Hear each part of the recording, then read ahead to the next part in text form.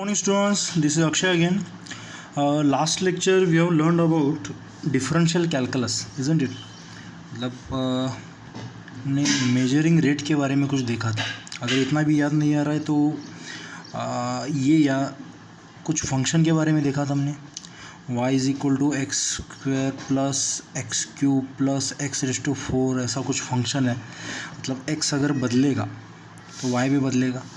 x independent quantity independent variable है, y dependent variable, ऐसे कुछ देखा था. और फिर इसको डिफरेंशिएट करने की प्रोसेस देखी थी हमने, dy bye D x.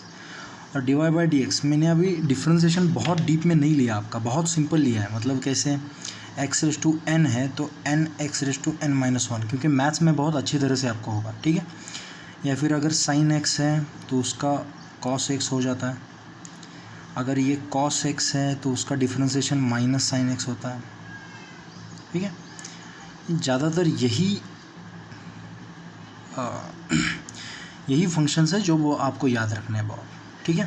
Function को अगर मान लो y is equal to X, या फिर मान लो ये फंक्शन है तो x पे डिपेंड कर रहा है ना, तो कभी कभी इसको ऐसे भी लिखते हैं f ऑफ x, मतलब function of x. y is what, function of x.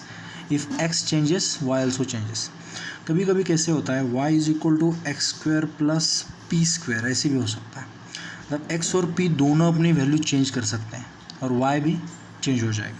तो y को फंक्शन ऑफ x और p भी लिखते हैं कभी कभी, ठीक है. x और p का फंक्शन है y, समझ में आ रहा है. dy बाई डी एक्स को अगर ये एफ एक्स है, एफ ऑफ एक्स है, तो इसको एफ डैश एक्स भी लिखते हैं. मतलब क्या है, इसको हमने डिफरेंशिएट कर दिया है, डैश का मतलब, या फिर इसको प्राइम भी कह सकते हो, ठीक है. तो dy बाई डी एक्स क्या होगा, एक्स स्क्वायर का क्या होगा 2x, एक 2 इधर आएगा, इधर माइनस 1. इसका क्या होगा 3 सामने, 3 में से एक चला गया 2, इसका क्या होगा. करेक्ट है ना. ये डिफरेंशिएशन हमने देखा था लास्ट टाइम, करेक्ट है. तो अभी इसके यूजेस क्या है फिजिक्स में. बाकी इसके यूजेस बहुत है, लेकिन फिजिक्स में इसके यूज़ अभी के लिए 11th-12th के लिए क्या है, रेट फाइंड करने के लिए. क्या फाइंड करने के लिए, रेट फाइंड करने के लिए. मान लो फॉर एग्जांपल, ध्यान देना, ये जो एप्लीकेशंस है ना बहुत इंपॉर्टेंट है. For example, what is the rate of change of displacement. शायद आपको 9th क्लास में शायद ये क्वेश्चन था कि what is the rate of change of displacement. इसका आंसर सबको पता है, वेलोसिटी. करेक्ट है. मतलब क्या है, कोई बंदा मान लो चल रहा है, उसकी डिस्प्लेसमेंट हो रही है, तो कितने फास्ट उसकी डिस्प्लेसमेंट हो रही है उसको क्या कहते हैं, वेलोसिटी. मतलब what we are finding, what we are interested in is rate of change. Displacement कितने रेट से चेंज हो रहा है, और ये भी कैसे, किसके हिसाब से, टाइम के हिसाब से, ठीक है ना. मतलब मैंने अगर बोला 1 सेकंड में कोई बंदा 10 मीटर चलता है और 1 सेकंड में कोई बंदा 20 मीटर चलता है, किसकी वेलोसिटी ज़्यादा होगी, किसकी. क्योंकि आपको मन ही मन में पता है कि रेट कैसे निकालना है, इसका चेंज कैसे निकालना है, करेक्ट है. और ये काम आसान कौन कर लेता है, डिफरेंशिएशन. तो इफ़ मान लो डिस्प्लेसमेंट इज़ x, ठीक है, और ये टाइम के साथ बदल रही है. मतलब इसका मतलब क्या है, टाइम जैसे बदलेगा वैसे डिस्प्लेसमेंट बदल रही है. So displacement is function of time. और मैंने अगर बोला कि कोई एक एग्जांपल है जिसमें डिस्प्लेसमेंट जो हो रही है अपनी, हो रही है t² + 1 के हिसाब से. ये फंक्शन है एक, ठीक है. फंक्शन में कोई भी वेरिएबल कुछ भी लिख सकते हो आप. तो इसमें ये वाला फंक्शन क्या है, ये वाला वेरिएबल क्या है, डिस्प्लेसमेंट है. और ये जो t दिख रहा है ये क्या है, टाइम है. ये वेरिएबल है, टाइम वेरी कर सकता है. टाइम अगर वेरी करेगा तो डिस्प्लेसमेंट भी वेरी करेगी. और जो 1 है ये क्या है, कांस्टेंट. मैं शॉर्ट में लिख रहा हूँ, ठीक है, ये नहीं चेंज करेगा, ये नॉन वेरिएबल। और ये मीटर क्या है, यूनिट है, समझ में आ रहा है। तो हमें डिस्प्लेसमेंट दी है, करेक्ट। तो हमें डिस्प्लेसमेंट दी है तो हमें वेलोसिटी पूछी है उन्होंने, व्हाट इज़ द वेलोसिटी, ठीक है। तो वेलोसिटी क्या होती है, dx/dt, क्योंकि यहाँ पे x किसके हिसाब से बदल रहा है, टाइम के। तो डिस्प्लेसमेंट की change with respect to time देखना पड़ेगा ना हमें। ये पूरा डिटेल में सीखने वाले, लेकिन रेट आप समझो क्या होता है, कैसे होता है। तो इसको अगर हम dx/dt को सॉल्व करें इसके लिए, तो ये क्या आएगा, t² + 1, t² का क्या आएगा 2t, और 1 तो कांस्टेंट है, कांस्टेंट का डिफरेंशिएशन होता है 0, कोई भी कांस्टेंट होने दो। तो ये आंसर क्या है 2t। तो वेलोसिटी जो होगी वो होगी 2t।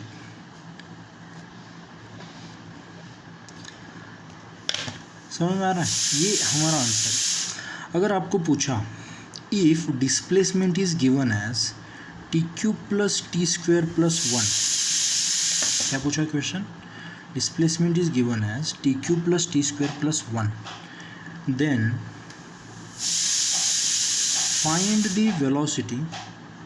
find the velocity at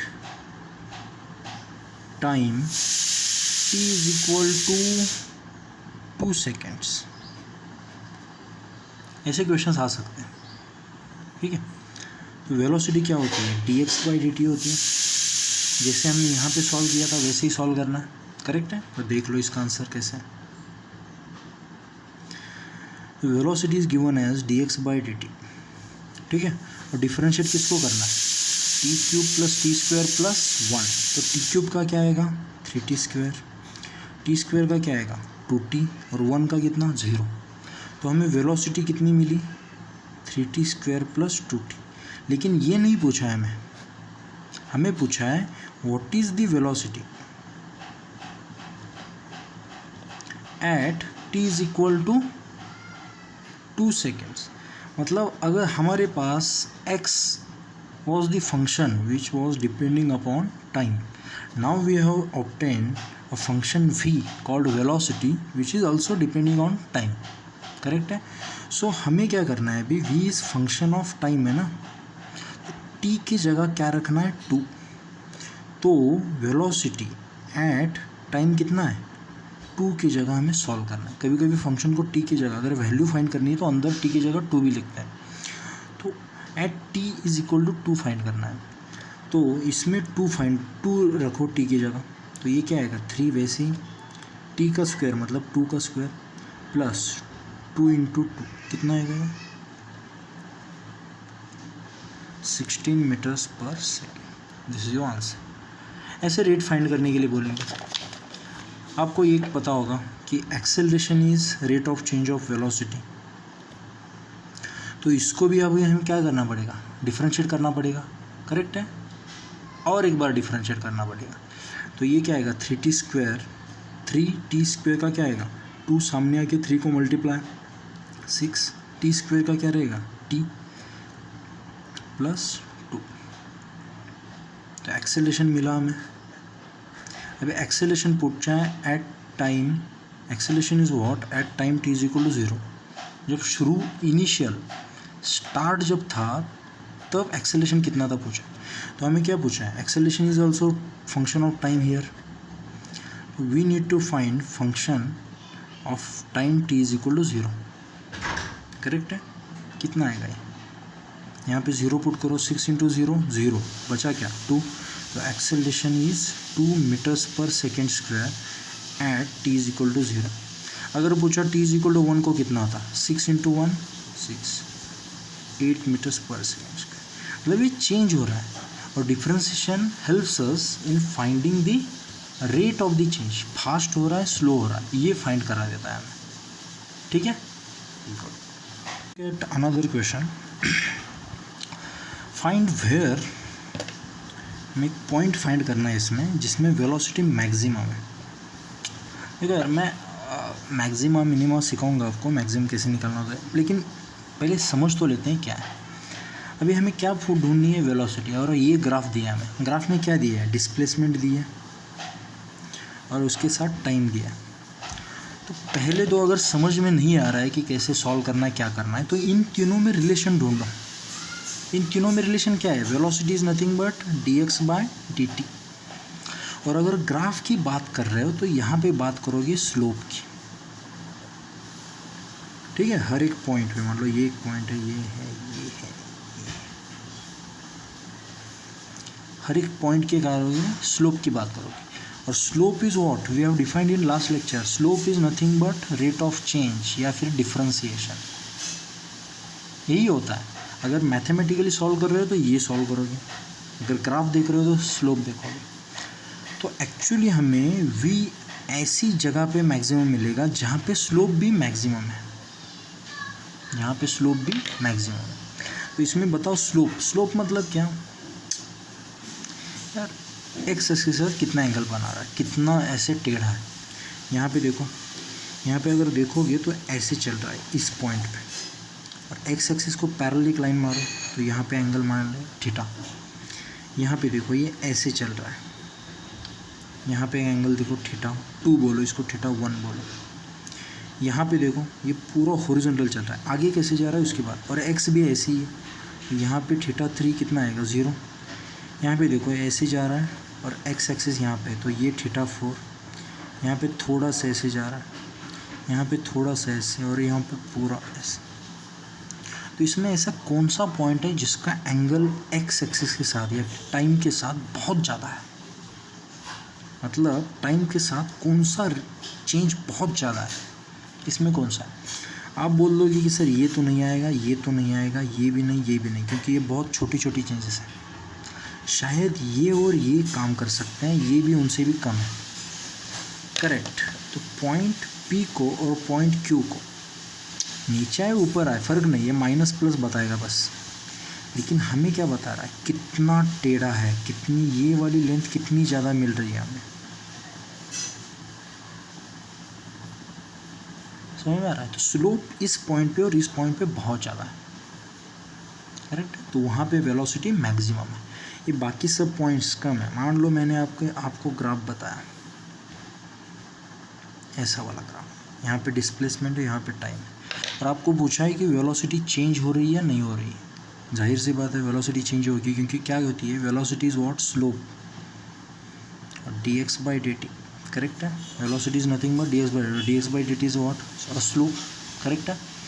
यहाँ पे क्या करता हूँ मैं, थोड़ी पॉइंट्स देख लेता हूँ, P Q R, और यहाँ पे हॉरिजॉन्टल लाइंस ऐसे ड्रॉ कर लेता हूँ। यहाँ पे देखो ये एंगल देखो थीटा 1, ये एंगल देखो थीटा 2, ये एंगल देखो थीटा 3। एंगल बढ़ रहा है, पहले कुछ मान लो 30 डिग्री था, 45 60, बढ़ रहा है नहीं बढ़ रहा है। तो अगर एंगल बढ़ेगा तो स्लोप भी बढ़ेगा नहीं बढ़ेगा, बढ़ेगा। अगर स्लोप बढ़ेगा तो वेलोसिटी भी बढ़ेगी नहीं बढ़ेगी, बढ़ेगी। तो यहाँ पे वेलोसिटी बढ़ रही है, ये आगे जाके देखने वाले, लेकिन हमें रेट देखना है कि चेंज हो रहा है नहीं हो रहा है, कितना फास्ट चेंज हो रहा है, कितना ज़्यादा चेंज हो रहा है, ये हमें यहाँ से देखना है बस, ठीक है। गुड। नेक्स्ट जो दूसरी एप्लीकेशन है फिजिक्स में डिफरेंशिएशन की, वो है मैक्सिमा और मिनिमा फाइंड करनी। मतलब कोई फंक्शन दिया है, उसका अगर मैक्सिमम वैल्यू फाइंड करनी है या फिर मिनिमम वैल्यू फाइंड करनी है, तो इसको कहते हैं मैक्सिमा और मिनिमा फाइंड करना। नहीं समझे, देखो अगर मान लो कोई एक ग्राफ है ऐसे, ठीक है, यहाँ पे मैंने बोला y, यहाँ पे बोला x, और ये फंक्शन कुछ ऐसा है f ऑफ x, ठीक है ना, कुछ भी हो सकता है, x² + 2x + 1 हो सकता, कुछ भी हो सकता है।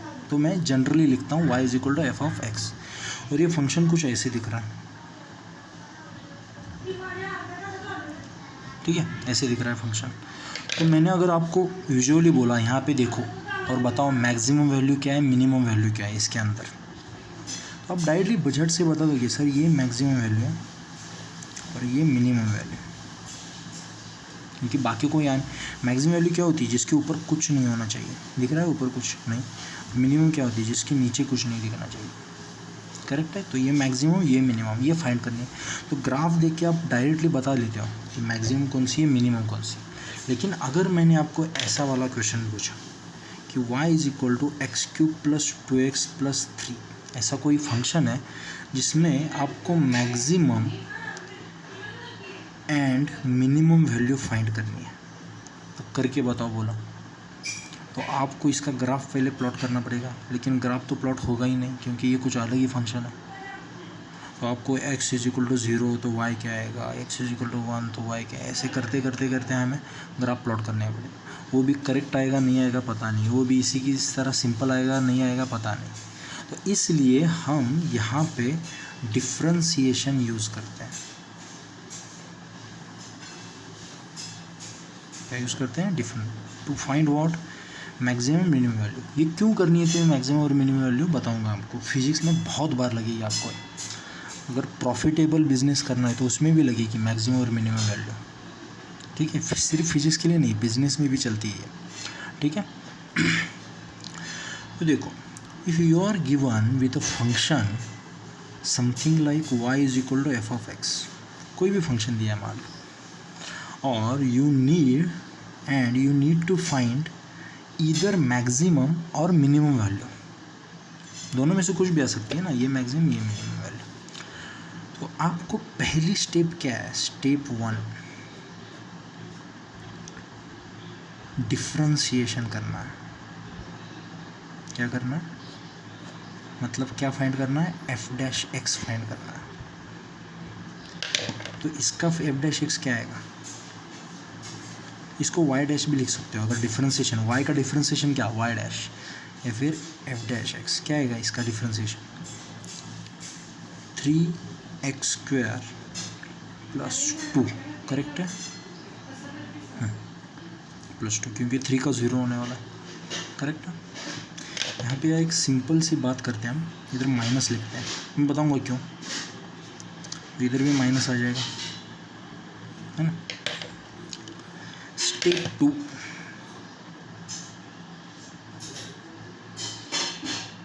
Equate f dash x to 0। तो ये जो डिफ्रेंशिएशन आया है 3x स्क्वायर माइनस 2, इसको इक्वेट करो किसके साथ? 0 के साथ। तो ये -2 इधर चला जाएगा, क्या बनेगा? +2। ये 3 इसके नीचे चला जाएगा, क्या होगा? और x क्या है? √2/3। लेकिन ये x स्क्वायर है ना, तो यहाँ पे प्लस भी आ सकता है माइनस भी आ सकता है, देखा है ना अलजेब्रा में, करेक्ट है। मतलब अगर मैंने बोला x square is equal to 1, तो x की वैल्यू +1 भी आ सकती है और -1 भी आ सकती है।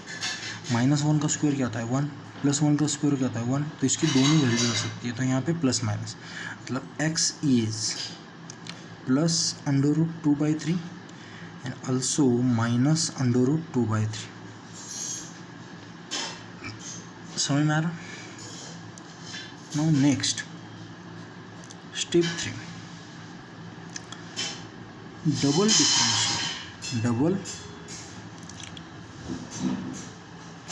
डिफरेंशिएट। मतलब अभी जो डिफरेंशिएशन किया था हमने इसको भी और एक बार डिफरेंशिएट करो। तो यहाँ पे ये y डबल डैश आएगा या फिर f डबल डैश, आप कितनी बार भी डिफरेंशिएट कर सकते हो जब तक वैल्यू क्या नहीं आती? 0। तो 3x स्क्वायर माइनस 2 को डिफरेंशिएट करने के बाद ये कांस्टेंट तो चला जाएगा 0। 3x स्क्वायर का क्या आएगा? 6x। कर दिया। Step 4, put the values in step 2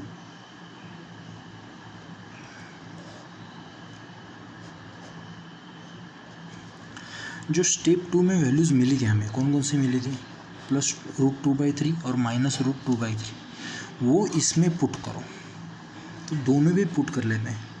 6x 6x, 6 में हमने +√2/3 और यहाँ पे -2/3, करेक्ट।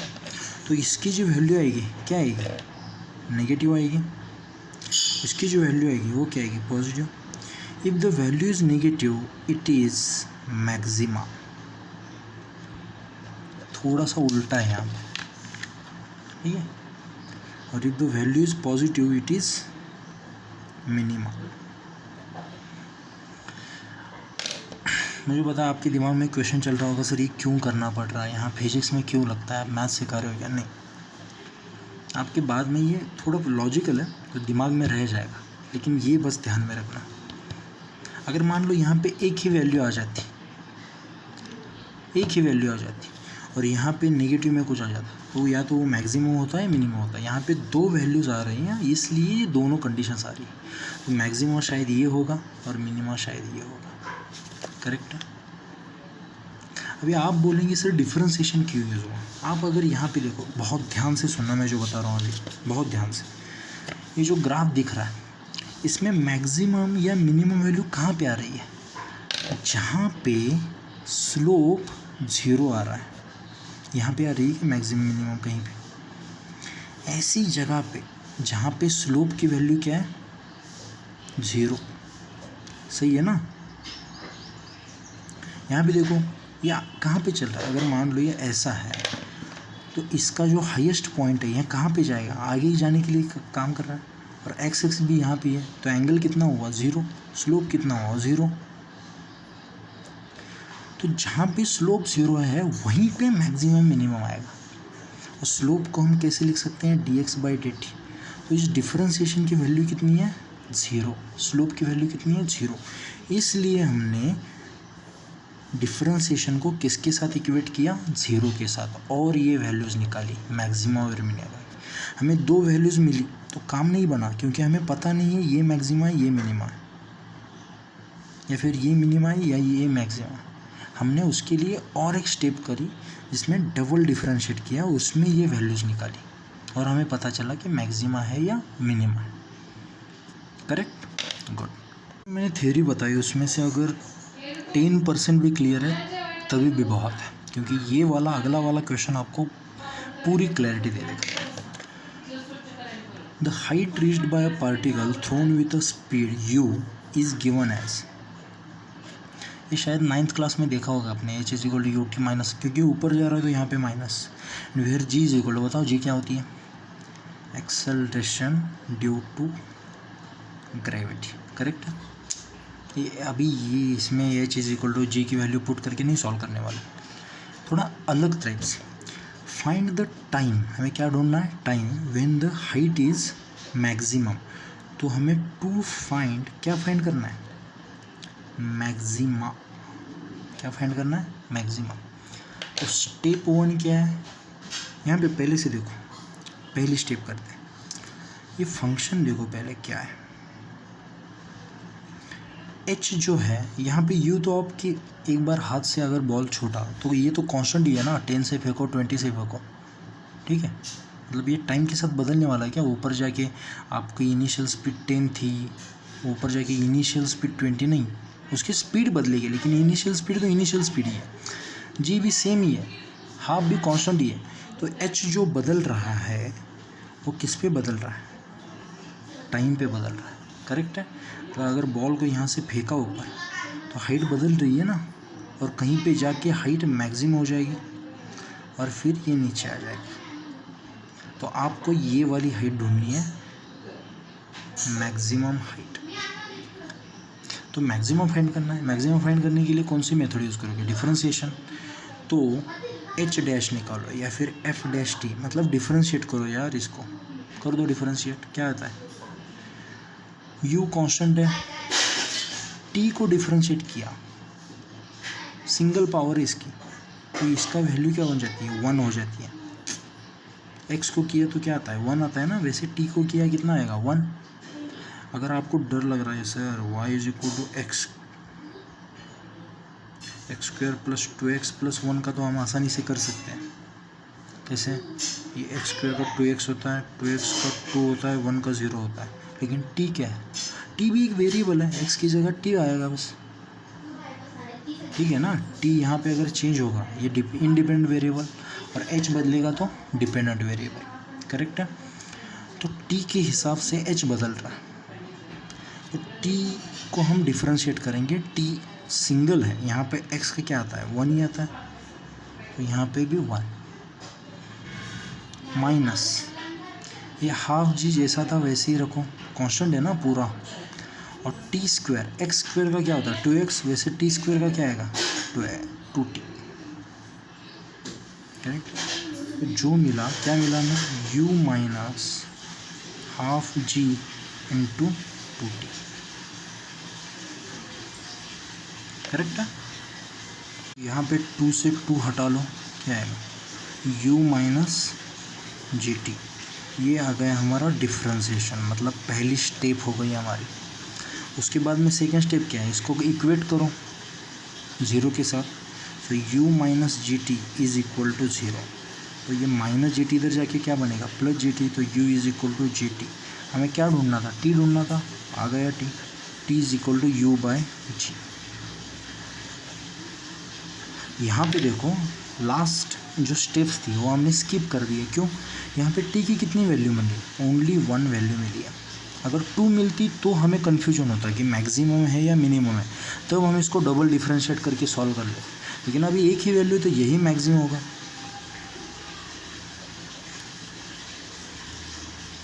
करेक्ट है। तो आई होप कि आपको डिफरेंशिएशन के यूजेस या एप्लीकेशंस आपको भी पता चले कि रेट कैसे करना होता है, या फिर स्लोप के हिसाब से कैसे देखना है, या फिर मैक्सिमा मिनिमा क्या होता है, स्टेप्स है। इसमें से अगर कुछ याद नहीं रहा डोंट वरी, लेकिन बस इतना ध्यान में रखो कि इतना बस तो यार मेहनत करो कि बस ये नाम आपको आगे वाले चैप्टर्स में याद आने चाहिए। हाँ सर हमने देखा था मैक्सिमा, एक बार और से रिवीजन करो। इतना भी आप बोल दिए तो भी बहुत है, लेकिन अगर ऐसे बोलने लगे सर हमें कुछ नहीं पता, गलत है। आपको प्रैक्टिस करनी है, ठीक है, क्योंकि ये बेसिक टूल्स हैं, हमें पूरी फिजिक्स में ये यूज़ होने ही वाला है, ठीक है। So have a good day, stay home, stay safe. I will be back with another lecture on integration. Okay, bye.